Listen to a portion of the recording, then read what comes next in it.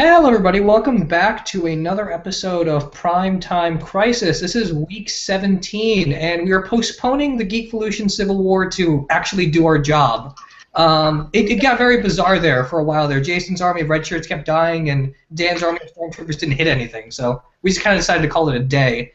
And we have a little bit less to talk about this time around, so hopefully we have more time for open forum than usual. So today, to talk about TV shows that aren't necessarily that great, except for maybe one or two, we have the king of the Mountains of Madness, the Real Manos.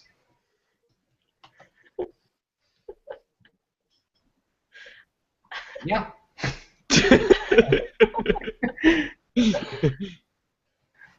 And then we also have the Hills Are Alive with the Sound of the Curious Low. Hello. Make a sound. Make a call. And then Brutus himself, Jackson Rasco. Howdy, y'all. Dan's probably not going to make it, but if he does, we'll talk Star Wars when he shows up. So ask about anything except Star Wars for the time being. Hello, everyone. I'm the Real Manos. Oh. He's just delayed. Thanks for being here, guys. This will be a lot of fun. And Captain Logan is off in the ancient caveman times trying to figure out whether or not he's Batman. So let's try and change the future as much as possible. He joined the Legends of Tomorrow team. So it's finally a good show? Yeah. He won't roofie anyone. All right. So let's go ahead and get started with everyone's favorite show this week while everyone in the comments starts asking about anything that they're curious about. There's no Flash this week, and there's no Arrow this week. There's also no iZombie. So none of the CW shows we'll be discussing, but everything else is back aside from Agents of S.H.I.E.L.D. So, Manos, what was your favorite show this week? I would have to say Agent Carter. Good solid pick, yeah. And this dollar store ho-ho is very delicious. Okay, well, yeah, Agent Carter is good. I imagine someone else will expound on that. Lo, what was your favorite show? I was going to say Agent Carter 2, and there's no iZombie. I don't know what to pick. I guess Walking Dead, just by process of elimination. Not that it was a particularly exciting episode, but I don't know. It still is bringing me to my favorite part in the comics where we're at the Hilltop community, and I'm really excited to see everything that comes along with that, and we got introduced to some awesome characters and some not so awesome characters this week, which was pretty awesome. So it's kind of like not necessarily tension building, but like an excitement building episode, I guess. Nice. Okay, I'm gonna have to check out more of this current season because every time you talk about it, I feel like I'm missing out. Nebraska, what was your favorite show? I watched nothing. Lucky. I'm just here to moderate the chats.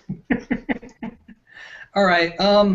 This week is tough. I'm gonna go ahead and say my favorite thing this week, not because it's good, but because it was hilarious, is Gotham. Because that show has gone from being absolutely insane to being kind of coherent, and it's a miracle. Big thing being, their Hugo Strange is awesome. We don't know anything about him yet, but that actor is phenomenal. And they did some pretty fun stuff with Mr. Freeze, even though none of it made any sense. But that's okay, because it's Gotham. So if I can translate it at all, it's a better episode. Okay, Rasco, do you see any questions about anything? Yes, we do. Ultron32 says, what are your opinions on this week's episode of iZombie? Still better than Legends. Yep. That's basically it. I thought this week's iZombie was a little repetitive. It seemed like I've seen that before. Maybe. I don't know. Anything else? This is from DC Marvel Fan Guy. B.D. Wong was awesome as Hugo Strange. Say what you will about Gotham, but that's perfect casting. What are your thoughts? I was surprised when they announced him, and they did that thing a few months back where they released like 4 pictures of what he could potentially look like as Hugo Strange. I don't know what was up with that, but they chose the look that looked most like the comics, and he was fantastic. My one issue, though, is that DC does this thing where they take all of their normal-looking characters and make them extremely handsome for no reason. What one of the things about Hugo Strange that I love is that he tries to do the Batman thing. He tries to be super smart and physically capable to the greatest possible degree, but because of just genetics and because not everyone's born with a perfect body, he can only go so far. And that's partly why he's jealous of Batman and why he finds him fascinating. And so they made him look like Hugo Strange. He looks good. The actor's great. But I kind of wish we went to like he's a little too short. He's kind of hunched over, kind of looking Hugo Strange, just for the sake of variety. You know, because not everyone's a supermodel. Really? Yeah, I agree. That's what, like, I've never read anything with Hugo Strange, but, like, I'm aware of the character. So as soon as I saw him, I was like, oh, wow, like, I've definitely seen this character before. Like, he looks exactly like the comics. No idea what to expect with him. He's kind of interesting in that Hugo Strange shows up, then dies, doesn't show up for, like, 10 years, and then he shows up again, then dies, and doesn't show up for 10 more years. So at any given rate of 10 years, you might see Hugo Strange once. Good to know. You know. Yeah. Yeah, I hadn't thought about that. He does tend to do that a lot. Like, whenever Boston comes out with an album, he shows up.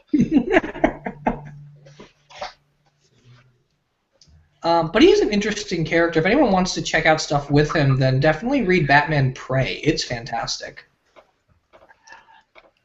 There's also a old arc with him in a trade called Strange Apparitions, which is pretty enjoyable. Oh yeah, the Steve Englehart story. Yeah, where he makes monsters. Yeah. It's like, yeah, that's, you know, usually that's how comic books go. You could be a psychiatrist and have some monster serum that you've been working on in the lab. I don't think Batman writers understand psychology sometimes.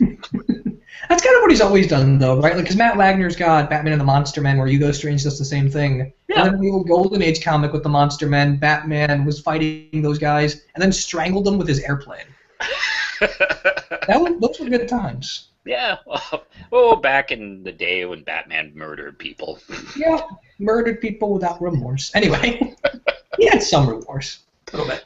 Yeah. But no, Gotham was interesting this week. I was pleasantly surprised by Mr. Freeze. Because we never see Nora and Freeze interact after he's already kind of going around murdering people.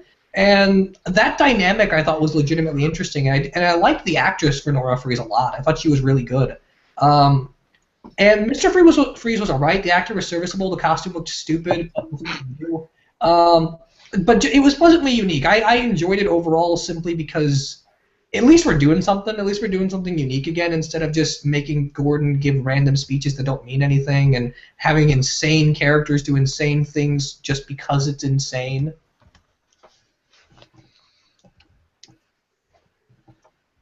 Hey, well, nobody said ice to see you, so I'm good. All right, Rasco, anything else? Would you like a Supergirl question? Sure. Okay, this is from William Parcell. How do you think that they will explain Superman's absence if they do a full white Martian invasion? I have this feeling he is probably going to disappear during a story arc. You know how Superman, you know how characters kind of die or disappear for a while, and you follow that character, so you know it's no big deal to you. But they live in a world where people, you know, kind of depend on them or see them sometimes. Well, Supergirl lives in Superman's world, so if he dies, you know, in a Doomsday-like story or just disappears or something like that, I do have this feeling they're going to do something like that. I don't know if it's going to be on a permanent basis or something like that, where she's going to realize he's not in the world anymore for her to depend on, you know, as a backup. You know, because no matter what happens, I'm sure she has in her head, like, oh, if this gets really bad, I can, you know, text Clark. And that might be a problem if, you know, he's taken out at some point. Probably not even for the duration of the series, maybe just for a season or a story arc or something like that. But I would not be surprised if they use that. And I mean, there's always plenty of moments in the comics where someone needs something done in Metropolis and Superman's off the world, and I'm sure they could just pull that as an excuse. I've never been, fans complain about that all the time, either with the comics or now even with the Marvel movies. Yeah. And you know what? I don't know. I just kind of let it slide. It's never bothered me. Yeah, I don't care that Thor doesn't show up to help stop Aldrich Killian. It doesn't matter. It's Iron Man's movie, so. Exactly. Yeah, it's fiction, That's how it goes. And hey, sometimes they are like tied up doing something. Stuff happens. We're busy. People are busy. While we're here, what did you guys think of Indigo? I liked her. I did. Yeah. I don't know anything, but I liked her. I thought she was an interesting character, and it's certainly not the most cringe-worthy supervillain that uses the internet that I've ever seen. So it could have been way worse, because I feel like that is something that could have gone. I liked it. I enjoyed it. I agree. She looks better than in comparison to Red Tornado. She looks good. I think, unfortunately, Red Tornado might win the award for crappiest looking character of the year. I got a sense. I mean, she had a really decent sense of menace to her. She looked kind of unbeatable for a minute. Her costume's not bad. I guess I enjoyed the way she interacted through the internet. It was very DC. Even reaching through the screen to grab that one guy. I thought that was kind of funny. And it's fun that they played up on the Brainiac mythology. I'm not sure if they're going to pull Brainiac in as a big bad for any of these forthcoming Supergirl seasons, but at least with Indigo, I feel like they could handle it pretty competently. Indigo is a good way of dealing with Brainiac without using Brainiac. True, yeah. I didn't like the way she just randomly stretched her arms, though. It was interesting looking. The actress who was Supergirl on Smallville, right? I don't know. I think that's who that was. I don't know either. I haven't watched Smallville in years, so I'm not positive, but I believe that's who that was. All right, Rasco, any other questions? Okay, I know we didn't have any CW shows, but this person, Cyril Moore III, says, "Are y'all ready for the Supergirl and Flash crossover?" I am really excited for that. I can't wait. I am prepared. So, have they, like... We had Legends this week. Wait, what? Oh, yeah, we did have Legend. Yeah. Oh, yeah, okay. Yeah, Legends. Anyways. But I was like, are they gonna? Is it confirmed that's gonna be kind of like an alternate universe type thing? I don't know if they've confirmed it, but it feels like that's the only way they're going to be able to do it, right? Yeah, because I will not buy it if that's just like the CW universe is just like happens to be in the same world, because they're very different just from the way they've been established. Yeah, I mean, the way Barry goes to that tunnel to Earth 2, it looks like he's probably going to pop over to a different dimension. That would be the only way to make everything make sense. But again, these writers don't tend to care about that, so we'll see. Well, we did see we saw Supergirl like flash into like a tunnel or something like that when he's looking at different timelines and universes, right? Yeah. So, he looked at the 90s Flash universe. He looked at Jonah Hex. He looked at least I think he looked at Jonah Hex. And he looked at Supergirl's universe. So yeah, I can't imagine them not doing it that way. I mean, partly out of just necessity. It's like Supergirl's on a different network. They can't interact very much. Right. Yeah, but that looks exciting. It's gonna be fun to see that Daredevil versus Punisher and Batman versus Superman all in 1 month. Oh God, man, this is gonna be a crazy one. Yeah, a lot of verses. Oh boy. Rasco. And then what? Civil War, like 2 months later. Oh yeah, and then Civil War. I say Civil War in May, right? Yeah, I think it's the first week of May. Okay. And then our Rasco. Civil War, you know. Okay, here's another question. This is from William Parcell. Do you think Netflix will pick up Agent Carter since Season 3 is unlikely? I read something with Haley Atwell saying that they're probably going to get a Season 3. Yeah, I feel like it's probably going to happen too. ABC has picked up far less important shows like Gallivant for season 2 last year, which made no sense to me. So I feel like Agent Carter might be doing better than it seems it is, because it's probably getting a lot of plays on like Hulu and things like that, and because ratings are really skewed now because of all of the streaming sites. I think that it's generally favorably reviewed, and people seem to really like it. So, and it kind of supplements their movies. I don't know. I wouldn't be surprised if it got a season 3. I suppose the difficulty is that Haley Atwell's going to star in another ABC show, and doing 2 at once might be a little bit too much for her. I think the advantage is, Agent Carter isn't that many episodes per season. Sure. It's like maybe 6 episodes a season or 8 episodes, if that. Yeah. So I mean, I've seen people do worse. This year. Yeah. It's possible. I mean, it's possible they could do, she could do that show and then do 8 episodes of this other show. I think I wouldn't be surprised either if it gets a 3rd season, despite all the stories about the ratings not being what they are. It's also part of the Marvel cinematic universe, which is a very important cornerstone right now in the Disney empire. It's right there, right in the center. It's on ABC. It's part of Disney and Marvel, so it gets priority.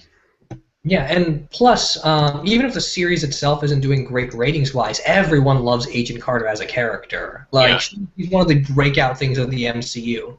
That's actually a good point. Also, critical praise can help a show, even if it's not so great in the ratings. I mean, there's been TV shows in the past that have kind of stuck around just because people love it, and just because it gets Emmys or high praise. I know. I used to watch the show called St. Elsewhere. I don't think that show was ever in the top 20 ever, but it was on for 6 seasons or something like that. While we're here, what did you guys think of the finale to Agent Carter, the whole season 2 arc overall? I thought it was. I really liked it.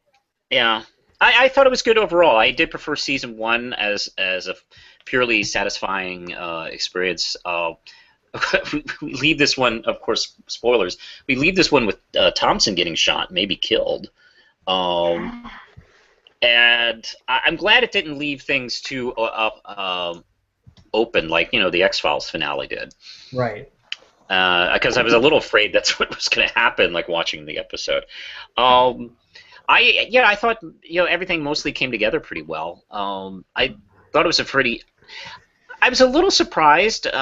Maybe I shouldn't have been, but this season felt like a season where they're building things that are supposed to pay off later.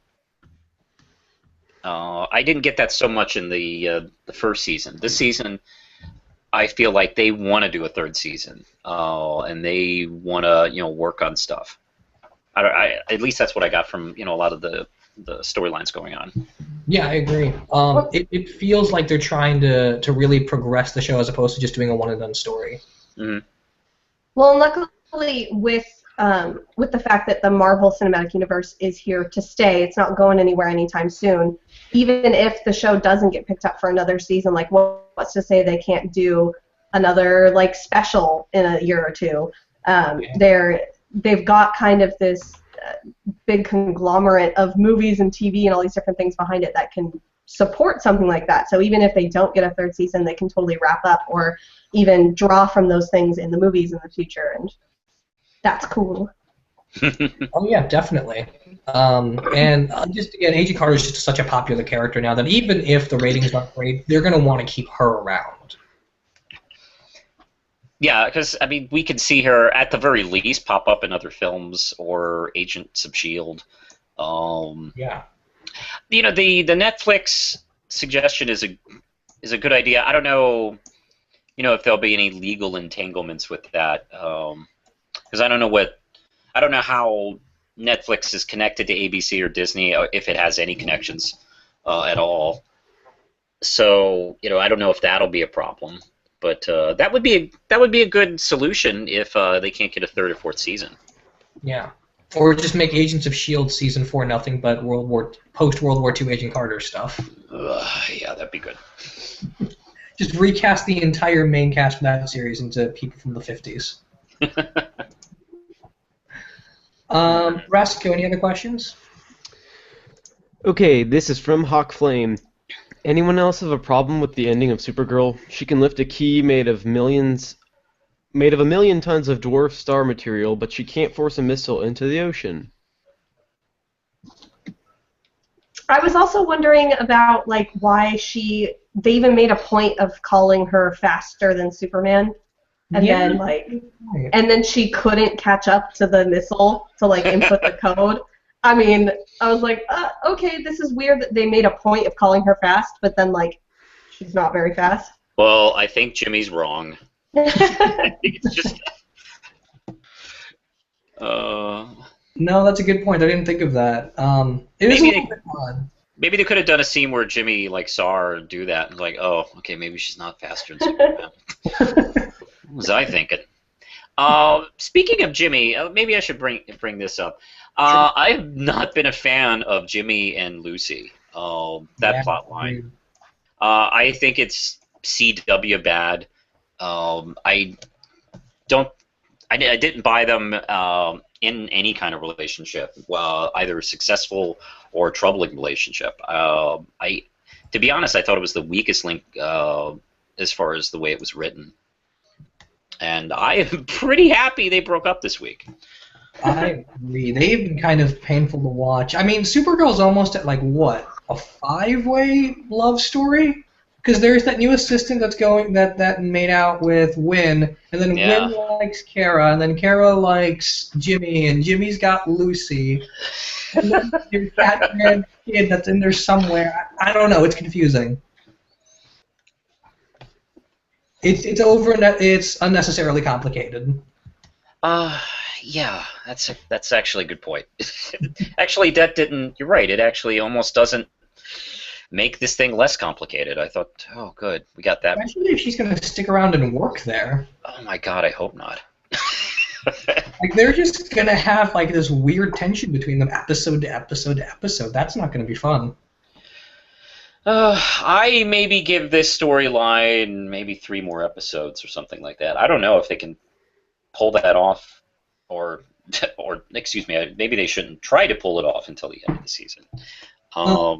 Yeah, I mean, and that aside, I think the big strength of this episode was the stuff between Martian Manhunter, Supergirl, and her sister. That ending scene I really, really liked. I agree. That I actually choked up a little bit. That was actually very well. That was very well handled and very well written, and I was hoping that Supergirl wouldn't storm off, and we'd have to continue this. But it's not on the CW, so of course she was kind of rational and was like, wait, I maybe shouldn't just storm out of this room. She's my sister. Exactly. Like, hey, CW, I know we're picking on CW, but I mean, it's like storming off isn't like writing. Stop doing that. That's not dramatic when you do it like every episode on every show. I mean, I appreciate how complex the situation was, too, where, like, the reason Supergirl got out of the plant from the previous episode is because of her sister. Her sister has almost a bit of an inferiority complex because of the way her mother raised Kara over her. Then Martian Manhunter has to deal with them as, like, 2 daughters. Like, there's a legitimate complexity to that relationship that isn't there in the love triangle or pentagon or whatever that is. Star? Something like that. I don't know. But yeah, I liked that a lot. And the actress playing her sister I like a lot more now. Like, I've always liked her, but I think she's got a lot of talent. Mm-hmm. She's grown into her character. Yeah. I think she understands her character more than she did at the beginning. Yeah, definitely so. Anybody else have any other questions, Rasco? Yeah, this is from Omari Daniels. This is a Gotham question. Is anyone else just waiting for Jim's bad secret to once again come out in the worst way possible? Yes, because it's Gotham. Yeah, that's totally what'll happen. I have to admit, this week it was really hard for me to pay attention to Gotham. I kept getting distracted by other stuff, and I was just like, I didn't really care about anything that was happening. It's weird because it's nonsense on its regular days, it's extreme nonsense on its bad days, and then it's slightly less nonsensical on its good days. So it's tough. And I still like.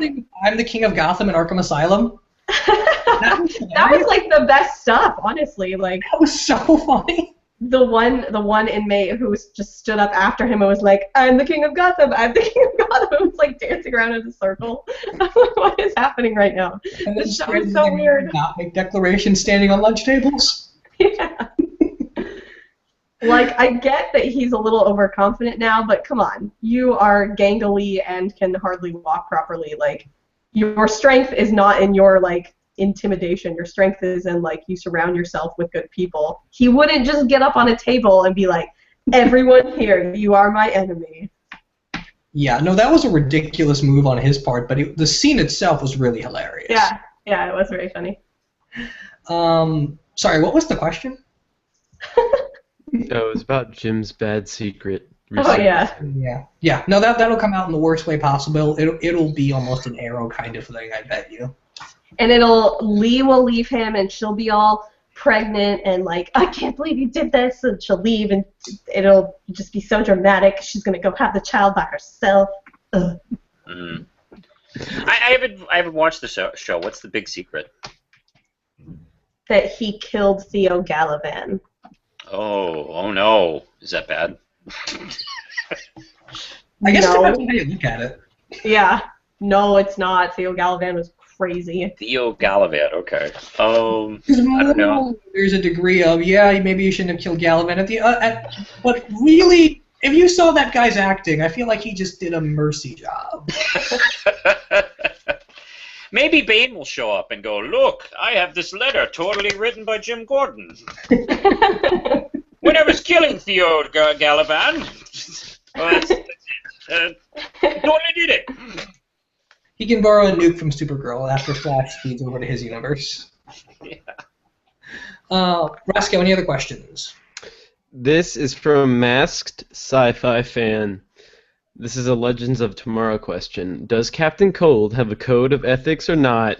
Me is confused. Me is confused too. He says he does, but it's really inconsistent, and you can't brag about something that doesn't make any sense. Yeah, look, Osama bin Laden said he had a code of ethics, so, not everybody's code of ethics is up to par. I mean, I just wish that I knew what Captain Cold was talking about sometimes, right? Like, what makes his partner more important than his team? Why are civilians not okay to attack, but endangering the time stream is? Like, I don't understand what he's counting. I don't understand whether his team's a means or it's just an ends. See, but then he, like, turns it all back around and, like, went after Mick at the end of the episode. And, like, why is you suddenly not loyal to him and you're loyal to this team that you were like, no, we're just in it for the two of us? The friction between those two is really predictable and kind of hard to watch, I think. Yeah. And it's not because I care about those two characters and I want them to make up. It's because I really just don't want to watch more of it. I will say, though, I like the Rip Hunter stuff a lot this week. There were time pirates. I approve. The time pirates, and then all of his bragging about how Ray's this great captain. I loved the line like he outran Kanjaro. Who's Kanjaro? That stuff was fun, and Ray Palmer is growing on me. He's not a great character, but his personality is finally building. The rest of the episode is pretty forgettable, though. So Yeah. That's been the biggest problem. It was a rip-off of a Firefly episode, so I was like, Right. whatever. Yeah. Freezing to death in space. I've seen this before. Makes me miss that show a bit more. Me too. Isn't this show kind of like time travel Firefly anyway? Yeah. I guess so, yeah. It's trying to be. Mick is very much just a rip-off of Jane, isn't he? Kind of, actually. He just Yeah. one step away from naming his gun, and we'll be there. All right, Roscoe, any other questions? This is from David Crabtree. The new assistant on Supergirl is Silver Banshee. She'll be one of the villains in the Flash crossover. Oh, that's cool. I didn't know That's that. really interesting. That's good. Good. I think that'll give Supergirl a chance to actually follow up on that violent streak she had. Throwing her into the sun, I believe, is how she put it this episode. So that'll be interesting, though. I saw some set photos of Silver Banshee, and the costume looks really good. So that's going to be exciting. Agreed. It looks off the page. Yeah, definitely. What haven't we talked about yet? We haven't addressed Lucifer. So, Raska, do you see any questions for that? Here is one question. What did you guys think of the reveal of what was in the container? I liked it. It's actually kind of cool, yeah. I feel like the most recent episodes of Lucifer have been kind of losing me a little bit, but this one kind of brought it back up. I liked how we didn't know what it was until the very end, and I was completely surprised. Yeah. Visually cool. The episode itself wasn't great, but then you got to that thing with the therapist at the end where Lucifer just lost it, and then we found out about the wings. That kind of made it for me.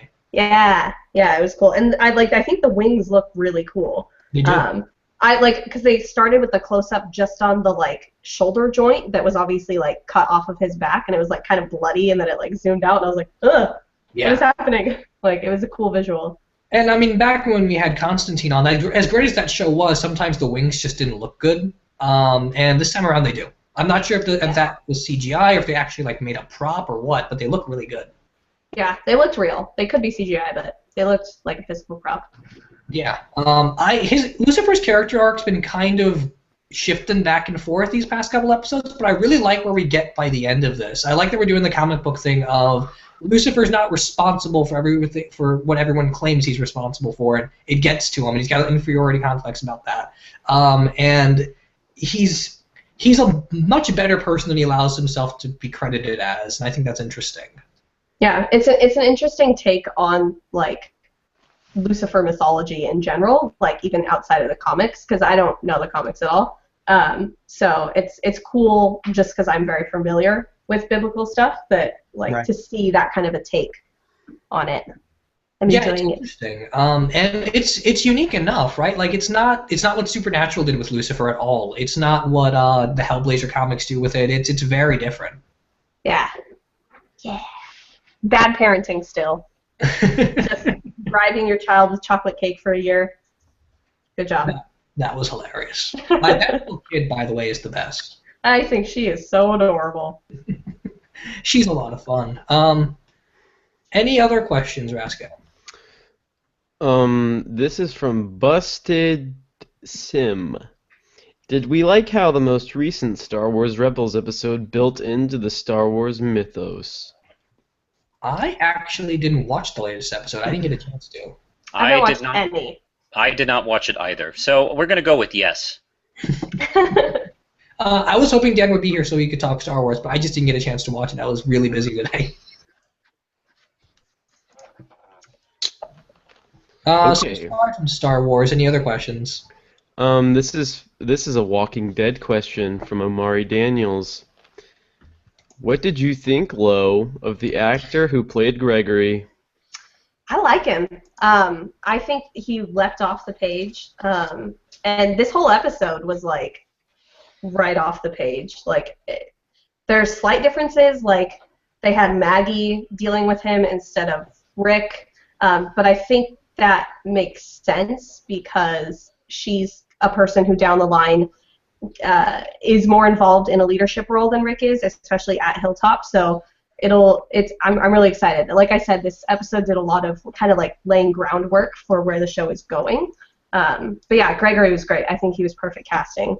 Just enough creep factor to make me kind of think he's a rapist, but we'll go with that. I don't know. I'm excited. I think he was great. How far into the season are we? Are there only a couple episodes left at this point? I don't remember what episode number this is. I want to say it's 11 or 12. Ugh, I don't remember what number it is because they always do this thing where they break in the middle of the season. Yes, it's I think that was I think that was episode 8 or 9 when they came back and we're 3 episodes in to the second half of the season. So 12, 13. Cool. I was just wondering because they've been hyping up the season finale reveal with Jeffrey Dean Morgan pretty high, and I wasn't sure if they were getting there. And his character was mentioned again. There was a big issue with Negan sending some people into this camp, kind of to deliver a message. So we keep hearing about him. They're definitely building up his character and his group that he runs as sort of this looming threat that they'll have to deal with eventually. So, do you think there's any comparisons to back when they did the Governor? Because I feel like they set that up pretty well. I mean, yeah, the Governor was another just really iconic villain from Walking Dead, so everybody was really waiting for the Governor to happen, so they did the same thing where they kind of mentioned him a little bit and kind of like slowly introduced you to him, and they're definitely doing the same thing here, and I think they do a good job of that, so they're on the road to another great reveal. Okay, cool. All right, Rasco, any other questions? I just wanted to add, it could be a horrible reveal on The Walking Dead.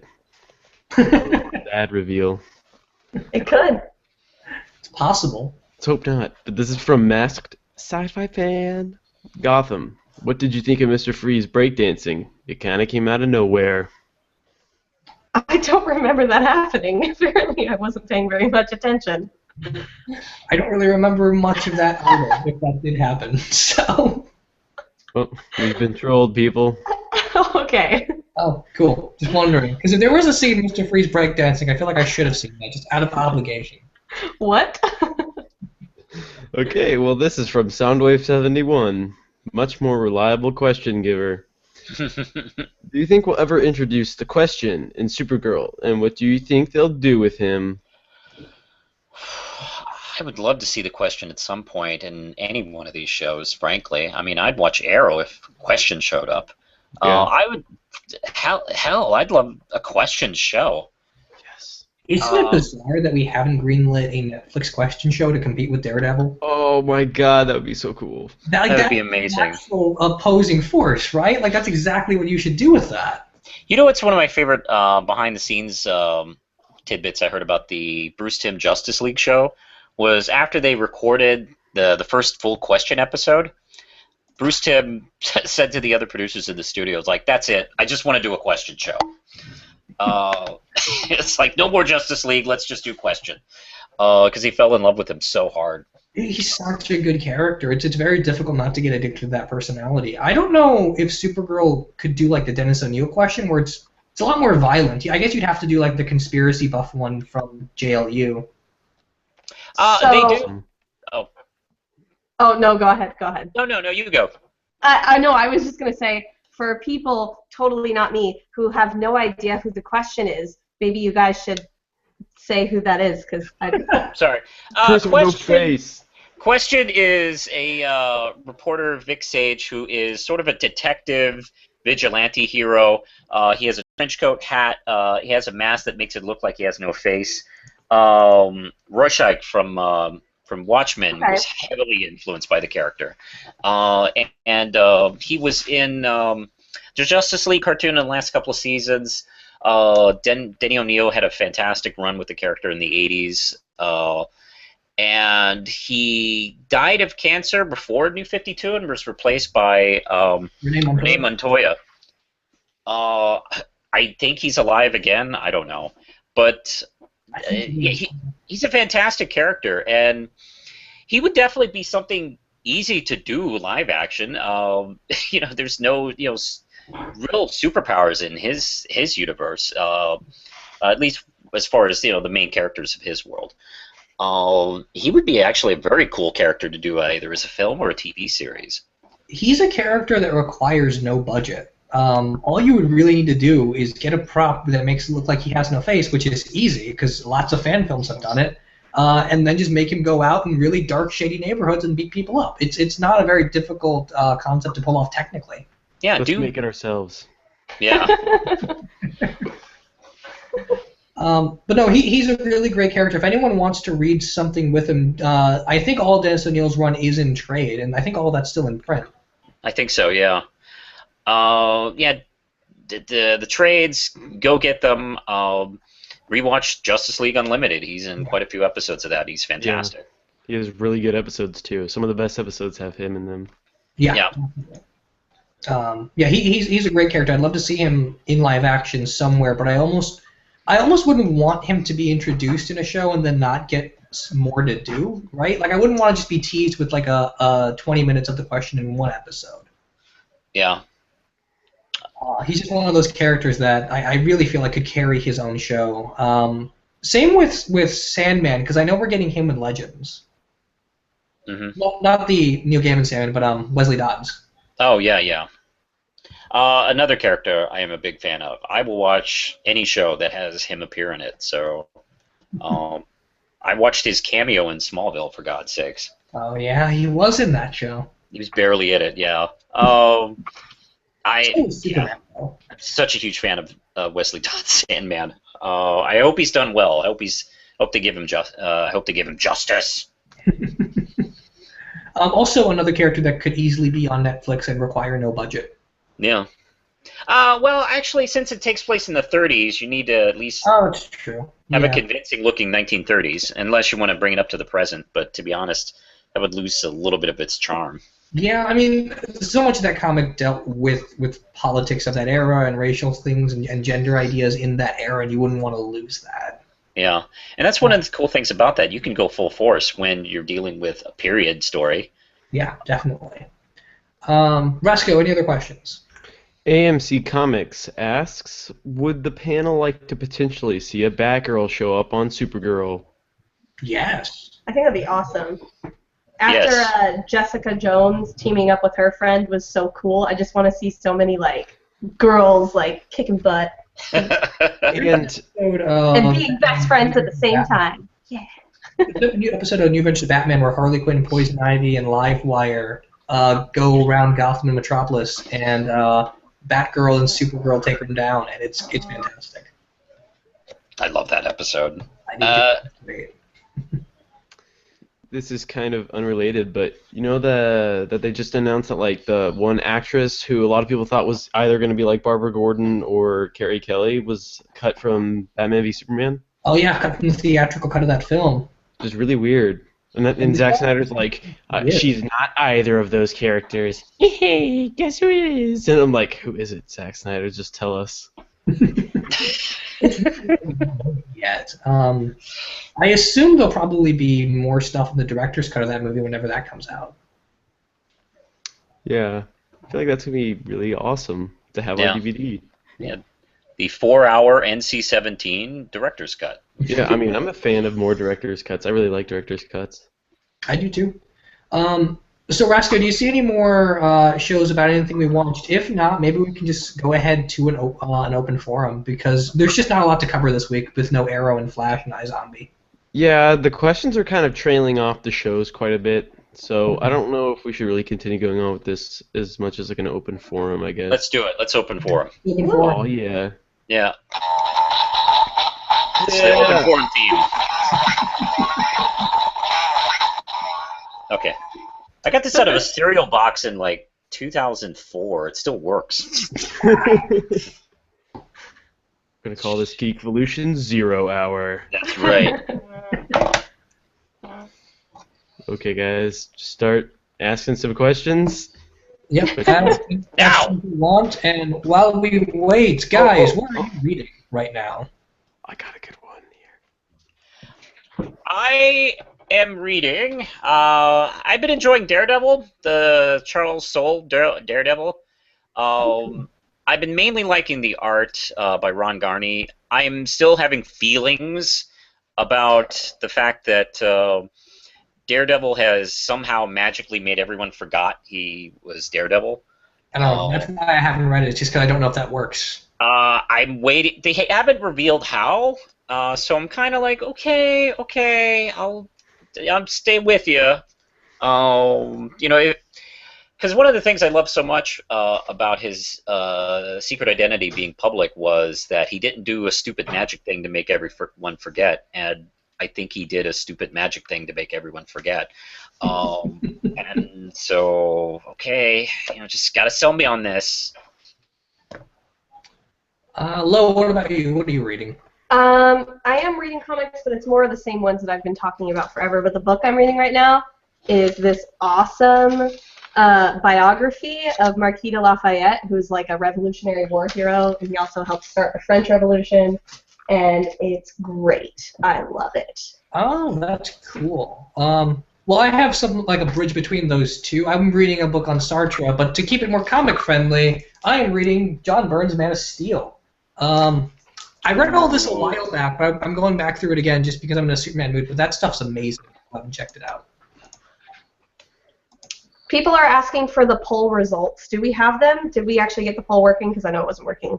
I did get it working, I believe, so let me see that. Rasco, if you have questions, go ahead and start asking, and I'll check. Okay, this is from Nero Cole. Reactions to the Ghostbusters trailer. I did a full 22-minute reaction where I talk about everything possible. So I don't know if I should even continue. To sum up, I'm optimistic. I'm thinking it might be pretty good. I like the works of the people who did this film, and I talk a little bit about the backlash of the film. I don't know. I may have mentioned one or two things about it, but the trailer looked pretty good for the most part. I'm actually now more excited to see it. Cool. Okay. Well, before we keep going with that, I'll just go ahead and give you guys the poll results, and we'll keep going open forum after that. So no CW show was here except Legends, and do you guys want to guess what won? Arrow? Legends. Legends got 48% of the vote, followed by Gotham at 44, then Agent Carter at 3, Star Wars at 2, Lucifer with 0, Walking Dead with 1, and Supergirl with Awesome. Awesome, Lucifer. I Excellent. don't understand. Okay. So keep going with questions, guys. Unless anyone else wants to talk about Ghostbusters. I love Kate McKinnon. I think she is so funny. She's my favorite part of SNL right now. So I'm really excited to see her in this, just because I think she's a great comedic actress, and I think she's really going to pull off her character. Other than that, I don't really have any thoughts. I'm just kind of waiting and seeing. I feel like these whole reboot remake trend that's happening right now is so hit and miss, and I feel like I can't make any decisions until I actually see the movie, because some of them are terrible and some of them have been great. So we'll see. Yeah, I agree with you. Eric and I had a half-an-hour conversation about the movie, and I need to see it now. I don't want to talk about it anymore. I just want the movie to be out, and I want to just go in as fresh as possible. I had a little conversation with Eric too. I didn't let it go that long, but let's see. It was funny. The morning I was going to make my video reaction. So it was I was going to tear into the backlash a little bit, and then after I communicated with Eric, I decided, well, I'm going to go full Willem Dafoe on this. So there are going to be some rectifications. Rasco, another question. Okay. Okay. This is from Masked Sci-Fi Fan. Depending on when the Han Solo movie takes place, what characters would you like to show up in it? Do you think we could see any extended or expanded universe characters showing up in live action? Probably. I guess we don't know too much about that movie aside from it's just the young adventures of Han Solo. So there's only so much you can do. I imagine we'll see Lando. Yeah, Lando's probably got to be there, and I'm sure we'll see Chewbacca. We might even get the origin of their friendship or something. We could get young Jabba. Or how about young Guido? Oh, that would be awesome. Yeah. I'm sure maybe they constantly look at each other, and go, "Hey." I don't know if they're ever going to make Star Wars Rebels characters in the films, but it'd be kind of cool to see that rebellion deal with Han Solo in live action a little bit. That could be interesting. Yeah, it's just one of those things. I would rather them not show so many things off in the movie, because the thing that's kind of making me hesitant about the movie is that I already can see it, this big scene where it's here's how he got the Millennium Falcon, and here's how he got his gun and his vest, and here's how he met Jabba and everything like that. I just don't want that. So that's I hope the movie's not that. If it is, that's gonna bother me, because I think there's much cooler things you could do than that. No, I absolutely agree. agree with you. You don't want it to be Star Wars Origins Han Solo. Yeah. Yeah. Yeah, no. Cast Hugh Jackman as Like, Han Solo. oh, thank God I know where Wolverine got his jacket from. Thank you. Yeah. I feel like it might be a good way to get almost like a space western done with Han Solo. Yeah. Like, you don't have to make like an origin of anything. You could just make it a Star Wars western film, and Han Solo just happens to be the main character. He's one of those guys that doesn't really need a character arc. He's just got to be the coolest guy in the room every time he's on screen. Oh my God, that's such a great idea. Like Cowboy Bebop it. Bebop it. Yeah, Cowboy that Bebop would be it. perfect. Just scatting over there, Manos. Yeah, it's like I just realized, like, oh, I can't say Cowboy Bebop it. It's not how you do that sentence. Any other questions? Okay, this is from Masked Sci-Fi Fan. What do you think of Rogue One being more of a war movie than other Star Wars films? I'm so excited. I'm so excited for Rogue One. I think I'm more excited for it than I was for Force Awakens beforehand. Obviously, Force Awakens was great, but like, I'm so ready for like space war. And, like, It's really the little close guy for me. against like all odds. Yeah, it's my really God. close for me because it sounds really cool what they're doing with it, because if you've heard Gareth Edwards, he's awesome for starters. I really like Gareth Edwards, but he was talking about how he's like, this is kind of like a movie about like, it's like a more of a war movie because it's like these people have to get themselves out of a situation without the help of the Force. It's about like they have no hope. It's just they have to dig down and just kind of rally to win. There's no magical like there's no magical force that's going to help them win.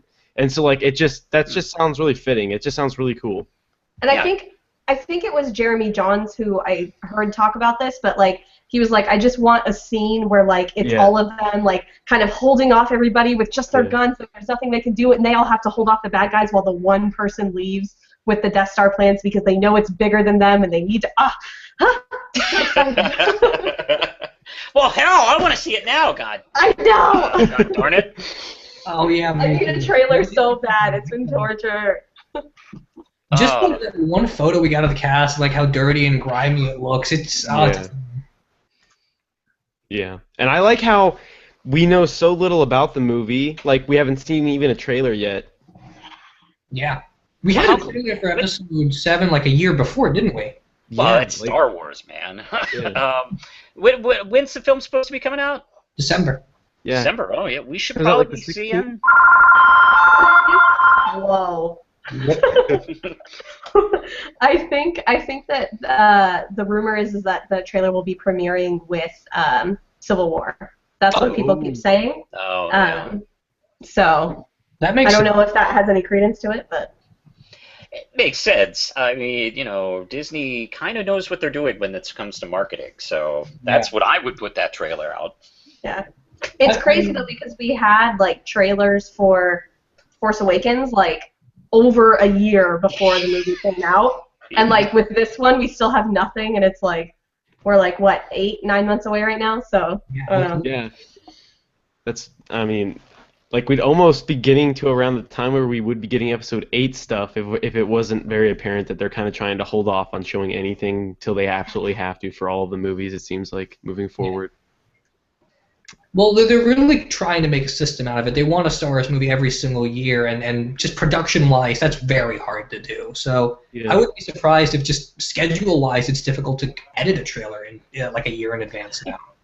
Yeah, oh yeah. Well, and they know now that everybody's on board with Star Wars. I mean, obviously they were before, but it's the highest grossing movie of all time. Like they can stand to not release a trailer super early, because once they release a trailer, people are just going to be clamoring for more, and it's smart for them to wait as long as they can because that means that they aren't having to release a new trailer with a slightly new clip every time, and by the time we get to the movie, we've seen half of it. That said, it's going to be a pretty massive year then, because we've got Rogue One, we've got Civil War, we got Batman vs Superman, we have the Killing Joke movie coming out in July, so like it's going to be pretty big this summer. Suicide Squad, man, I'm so excited for that. Yeah, so that's exciting. We're lucky. This is a fantastic, this is an amazing year. Yeah. All the stuff we're talking about. Yeah, I mean everyone was excited about 2015, but 2016 is shaping up to be even better. Yeah. Rasco, any other questions? This is from Johnny Torch, and it might be a troll question, I'm not sure, but it says, any thoughts on Suicide Squad already getting a sequel? Did that happen? There's been lots of rumors that Warner Brothers wants a Suicide Squad sequel in 2017. Or they want to like start production on it in 2017. Well, that doesn't make me any more I don't think Suicide Squad's going to be bad, but that doesn't make me any more confident in it because they've already laid out like so many movies. It's kind of like it's very apparent that they're not even waiting to see if any of it's good. They're just confirming that it's going to happen, and they're just kind of hoping that it will be good. Fantastic Four had a sequel that was like planned to be happening, and obviously that is not happening anymore. So having a sequel doesn't necessarily mean anything, and they can say we're making a sequel, and that doesn't mean anything. And that was pathetic because they were like, after the movie came out, and everyone was like, this movie is just terrible, and like it was so clearly like completely unsuccessful. And they were like, well, we're still debating doing a sequel. And they're like, can't just stop. Cancel those plans. You're not gonna. No one wants to see that. You can't tell me a single person was like, yes, there's still hope for this franchise. I wanted that movie to be good so badly. I felt betrayed by Fantastic Four, so. I was severely disappointed. I just needed a Fantastic Four movie to be good. And it's surprising you haven't nailed Marvel's first family. The characters that put that company on the map, we haven't got right yet. It's been a tough, actually, couple of decades, not just with these films. I mean, there's really been no heat with Fantastic Four, and the comics have tried from time to time. I don't know. To be honest, no one has really been too excited about Fantastic Four since John Byrne. The 80s, before most of you were born. What would be really cool is getting a Jeff Parker or Mike Allred Fantastic Four book. Oh, wow. Well, I mean, the closest we got was when Mike Allred did that spin-off book of Fantastic Four, which was FF. Yeah, that's right. And, it was a different team, but boy, was it so classic 60s FF. We need to go back to the spirit, I think. I actually just wish they had just done the real team instead of, the second team. Rasco, I guess we'll take a couple more questions, and then we'll probably call it a night. Okay, this is from Omari Daniels. Thoughts on Green Lantern not appearing in the first Justice League film? Is that confirmed? I don't think that's confirmed, but maybe it is. Because the DC special said something about the Green Lantern Corps showing up in Justice League.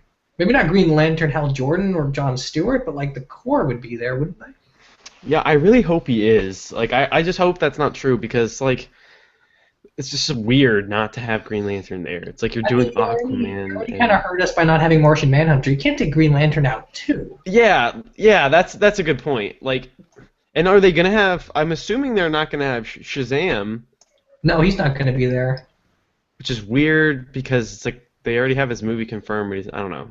I don't know. Maybe it's not that weird, but you don't need Shazam there. But it's weird that they have his movie confirmed, but it's and it's weird that they casted The Rock so early in that movie. It's like we gotta cast Black Adam first, way early on. That's the actor we gotta nail down. We knew Black Adam was going to be in a Shazam movie that didn't start production for 5 years after that announcement. It's so weird. Why that role? Yeah, I don't know why they did that, but whatever. I don't understand how this Justice League roster is going to work. I guess we'll see by the end of Batman vs Superman if it all makes sense. Yeah. Yes. According to Johnny Torres, The Rock will be 65 before the Shazam film ever gets made. But he's a troll. Can't believe him. Let's go ahead and do one more question, and then we'll wrap up. So make it really, really good and polarizing and important. Oh, God. We've got Okay, wait a second. Okay. Found here. Soundwave came in to save us at the last possible second. Soundwave 781 to the panel. What do you think Black Panther's role is going to be in Civil War? Do you think he's going to try and kill the Winter Soldier for probably doing something to Wakanda? The rumor was early on, I think they've all but confirmed it, but the rumor was early on that Bucky as the Winter Soldier killed T'Challa's father. And now that they know that the Winter Soldier isn't fake, that Black Panther's traveling there to track him down. That's what I and heard. there are like claw marks on Captain America's shield, so clearly those two guys are going to be fighting at some point. If it's that, I'm totally fine with it. Because Black Panther always seems to show up in things by beating up all the Avengers. That just seems to be his natural introduction, is just beat everyone up. Even with Fantastic Four, it's like that. Yeah, exactly. But it's probably gonna be something like that. It's probably gonna be more politically focused. Because Black Panther is basically a combination of Thor and Captain America. He's got all the epic fantasy stuff and all of the interesting political stuff to throw in. And if he's going to be in Civil War and it's going to have to do something with Winter Soldier, then I bet they're going to go more of that political route, that whole regicide thing. Okay. Anybody else? No, you answered the hell out of that. So Yeah. Okay. Well, I guess that's going to be it for us tonight. There just wasn't a lot to talk about with this week's shows. But thanks, everybody, for joining us. It was a lot of fun, and we're going to go back to the battle for Geekvolution and raise our armies and all that. Dan wasn't here, so I assume the Stormtroopers must have missed the stop. Let's go rebellion. It is definitely a rebellion. So, signing off, we have the Real Manos. You're not my real father! The Curious Low. Good night, everybody. Thanks for being here. And Jackson Rasco. Get out of here. We'll see all of you next week.